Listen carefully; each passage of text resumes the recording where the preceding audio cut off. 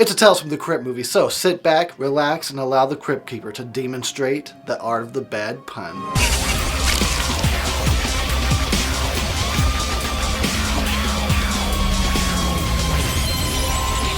Pain has a face. Allow me to show it to you. Oh snap, what up everybody? Now I'm just start drinking right at the beginning of the video. Why not? Let's do this. What up everybody? I'm Eric Harrison. Welcome to the Death Twitch Horror Review.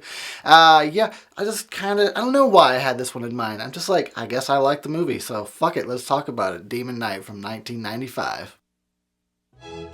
Universal Pictures is proud to present the motion picture directing debut of one of America's most talented and respected artists. Cut! Cut, cut, cut, cut, cut! Oh, hello, kiddies. So glad you could join me. Your pal, the Crypt Keeper, has gone Hollywood in a big way. I'm directing my first feature film. Care for a little shriek preview? For my big scream premiere, I wanted lots of suspense. Uh-oh. Special effects. Sex. Violence. The kind of thing you could really sink your teeth into. Frights. Camera. Action. It's about a chase through the ages. A race against time. The war between good and evil. It stars Billy Zane from Dead Calm, William Sadler from Die Hard 2, and Jada Pinkett from Menace to Society.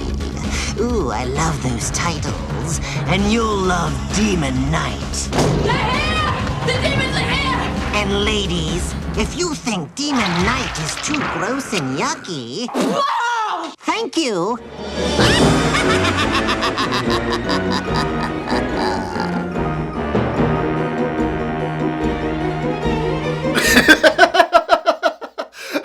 All right, hold up. Now, before we continue, come on, can I just see that little clip of the Crypt Keeper with his guns on a loop for just a second?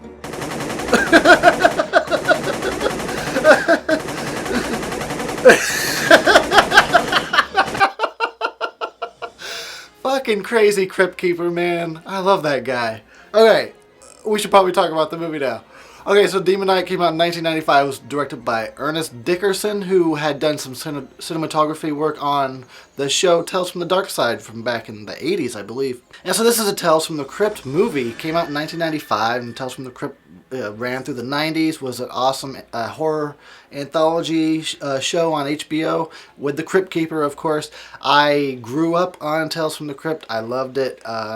First of all, the Crypt Keeper is funny as fuck. And all the episodes were always really cool. And I'm surprised it took them as long as it did to get a movie out. Although there was an older movie, a Tales from the Crypt movie from back in the 70s. Alright, so the plot of Demon Knight, simplified down to its basics, is basically a battle between good and evil. It's like there's these 7 keys that has to be collected before hell can be unleashed on the universe. And so every few generations there's somebody that is chosen to be the Demon Knight, and he's got to protect the last key.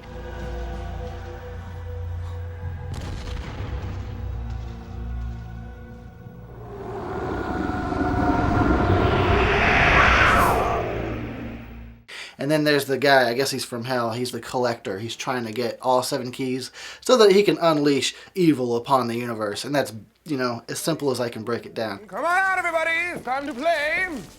Hello! Or not.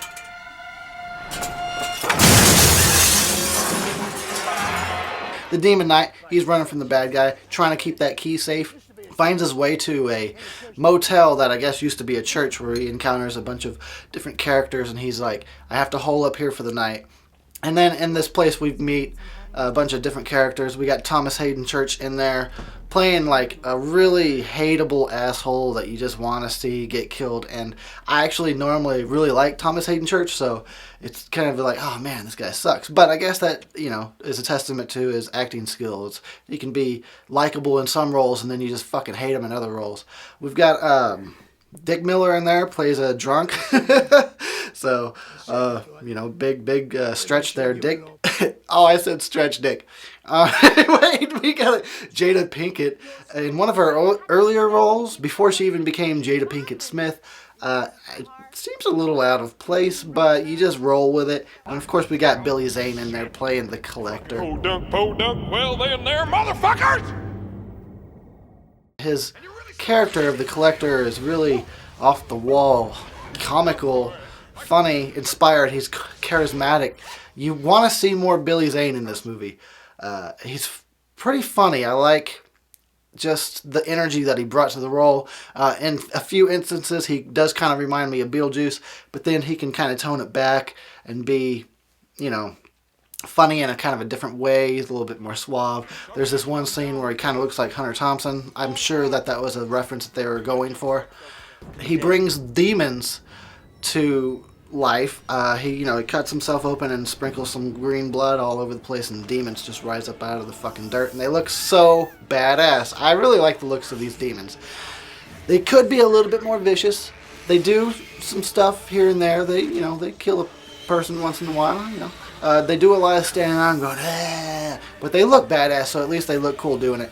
The effects, the costumes in this movie are just, it's like it makes me miss the old school. It really does. I see the practicals in this movie.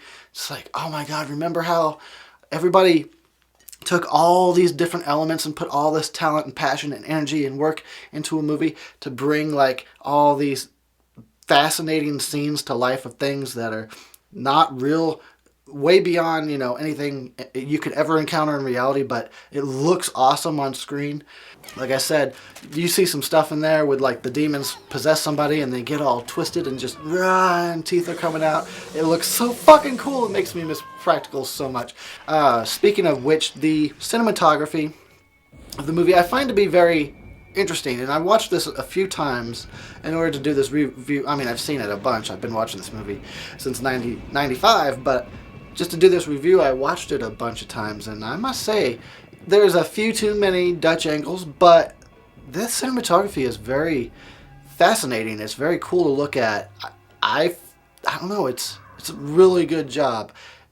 It kind of resembles a comic book because Tales from the Crypt was a comic, a horror comic from back in the day.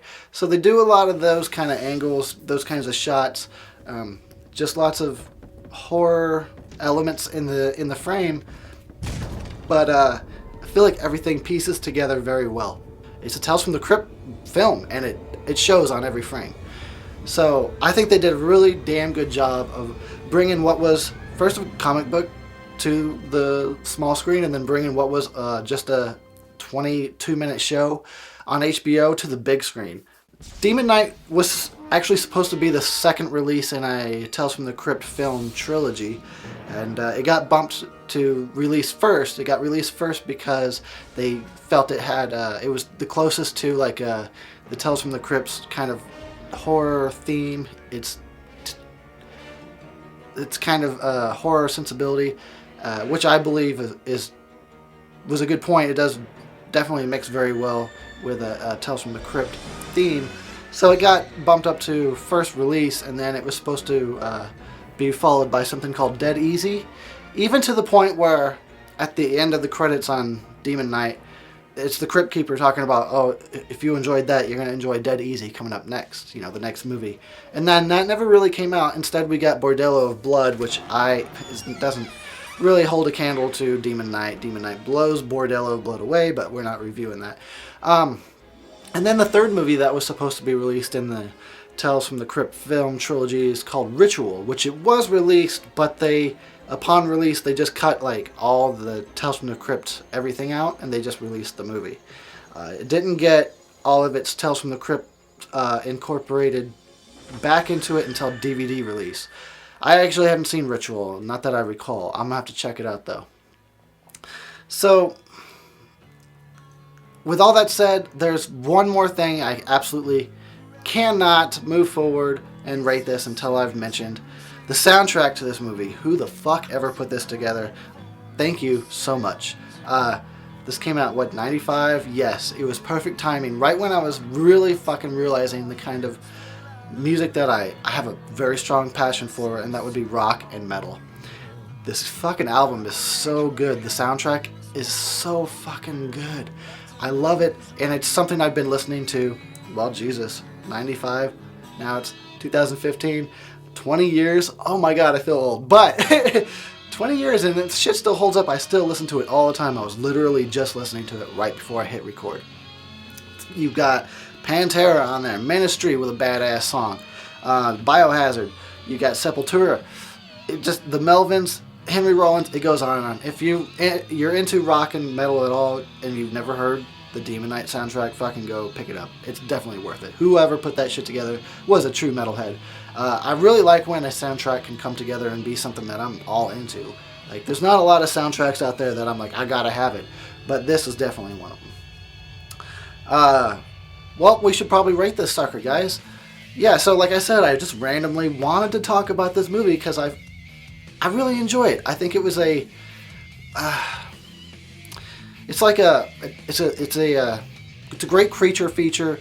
It's, you know, it brings back the Tales from the Crypt, kind of gives you that nostalgia, like, damn, I want to watch the show again, which it did, inspire me to watch the show again. It's a creature feature with old school sensibilities. This came out like right at probably the tail end of the practical effects, golden age of the practical effects, right before CGI came in and started, taking over. Just good old-fashioned B-movie horror fun. 3.5 stars. 3.5. Check it out. Fun time. And man, I don't know why they didn't make more besides Bordello of Blood, but they really should have made more Tales from the Crypt movies. They could have just kept going. I would still be watching them. Anyway, speaking of which, thanks for watching, guys, and I guess I'll catch you guys on the next one. Peace. That was the definition of half-assed intro. That was half of a half-an-ass. Quarter-ass. I quarter-assed it. I think I should do number 2. I'd stop saying that. I should take 2, just in case. Because that was quarter-assed. That was fraction-assed. I fraction-assed it. Getting crazy already.